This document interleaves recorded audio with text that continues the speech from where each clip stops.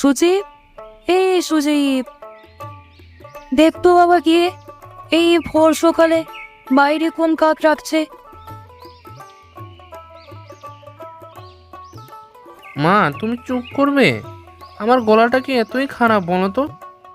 না বাবা, তুমি তো আমার কিশোর কুমার। তোমার এই গান শুনে তো এতগুলো কাক ছাদের উপর খাঁটি পেতেছে। মা প্লিজ, এরকম ইনসাল্ট করো না।